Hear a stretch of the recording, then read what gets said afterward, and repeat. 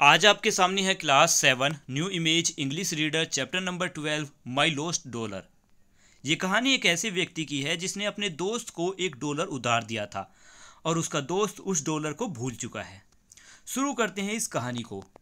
Writer कहते हैं कि मेरे दोस्त टोड ने मुझसे $1 उधार लिया था। ये डॉलर उसे 12 महीने पहले चुकाना था।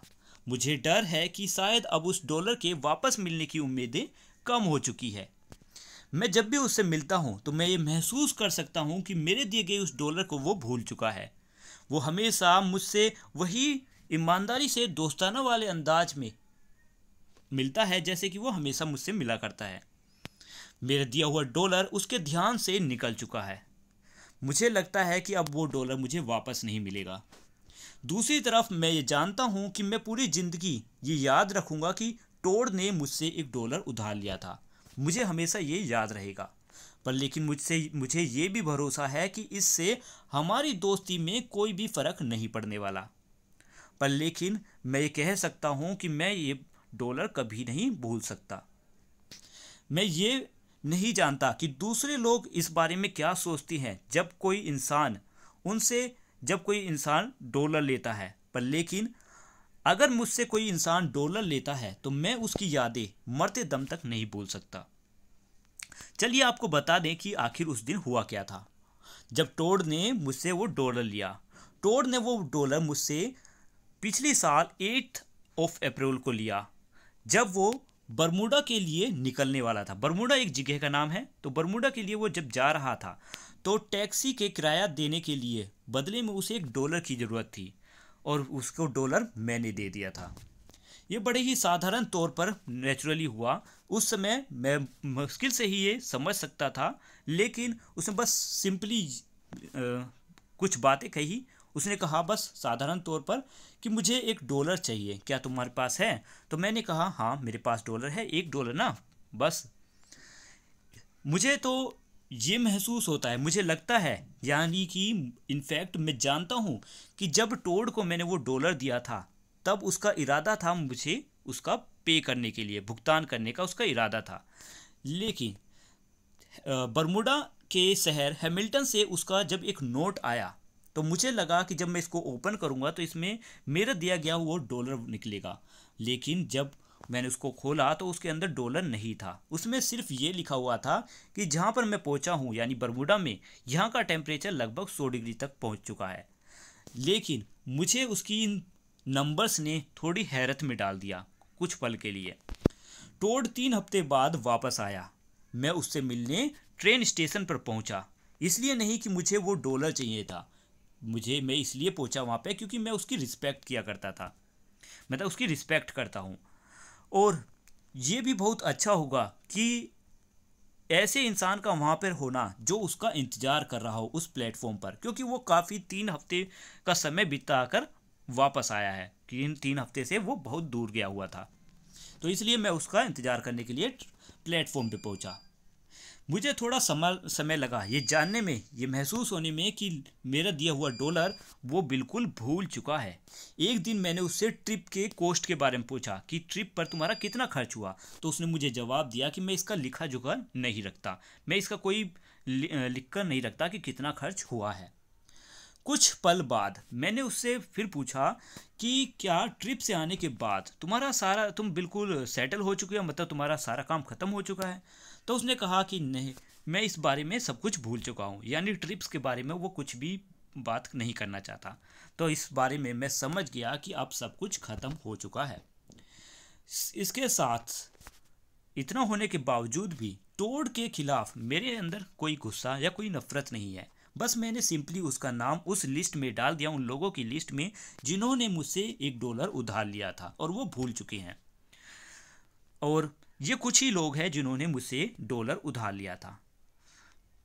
बस मेरी तो यही इच्छा है कि जिन्होंने मेरे से उधार लिया था मैं उनको भी कुछ समय के लिए, मतलब डॉलर लिया हुआ बात भूल जाऊं। पर लेकिन इसी दौरान मेरे मन में एक दर्दनाक विचार आया, एक भयंकर विचार।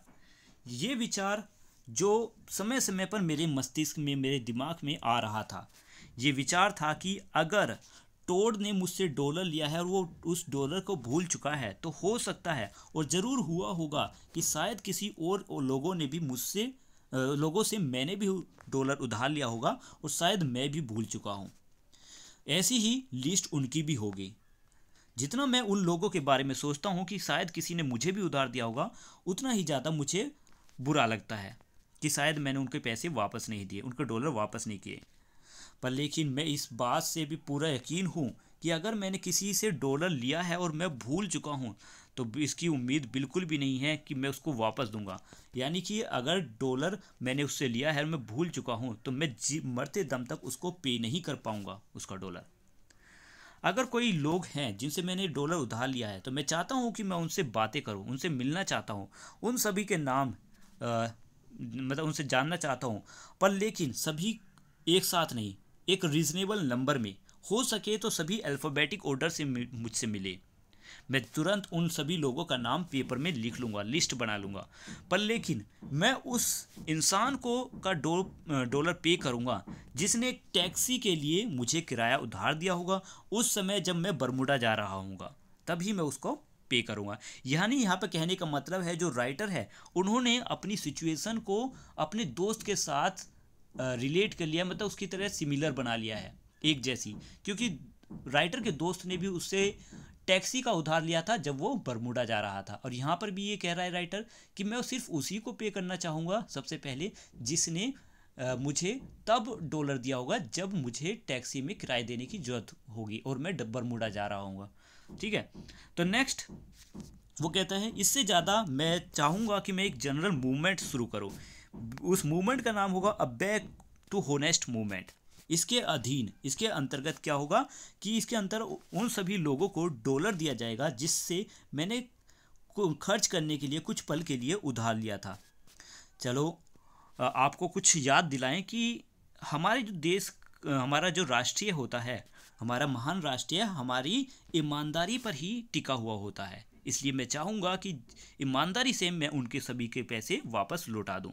अब कंक्लूज़न में आ जाती हैं। चैप्टर का कंक्लूज़न ये लिखा है यहाँ पर स्टीफन लीकॉक ने कि मैं ये चाहता हूँ, ठीक है, may I say that I do particular ask that no reader of this book will be careless enough to leave this copy around where it might be seen by Major Todd of the University Club of Montreal।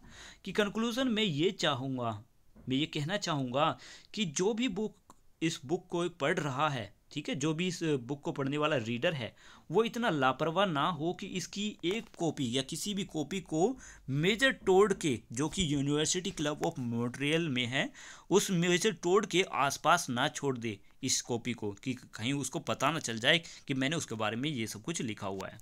तो हमारा ये chapter यहाँ पर आज ख़त्म होता है।